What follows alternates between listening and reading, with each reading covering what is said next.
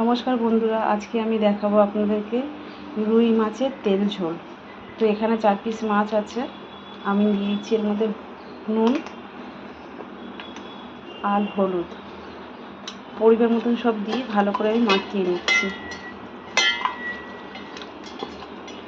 আর এখানে আছে একটা টমেটো, 2টো কাঁচা লঙ্কা আর কিছুটা পরিমাণে ধনেপাতা।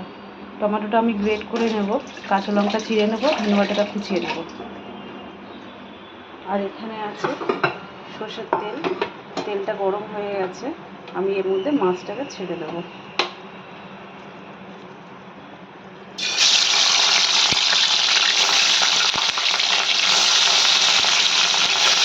মাছটাকে ভালো করে লাল করে ভাজবো, তারপরে আমি তুলে ফেলবো।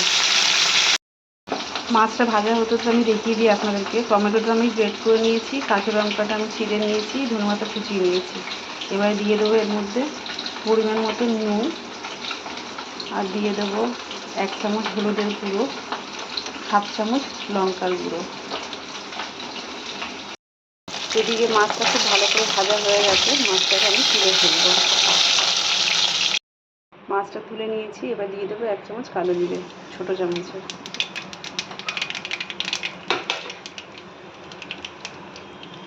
ফোড়নটা ভালো করে ভাজা হয়ে গেলে দিয়ে দেবো এর মধ্যে মশলাটা।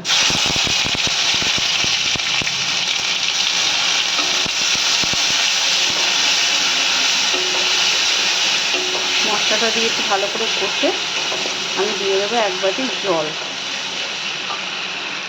মশলাটা খুব ভালো করে কষা হয়ে গেছে, দিয়ে দিচ্ছি 2 কাঁচা লঙ্কা এর মধ্যে আর 1 বাটি জল, ছোটো বাটির 1 বাটি জল। এটা মাখামাখাই হবে তেল ঝোলটা, খুব বেশি ঝোল হবে না।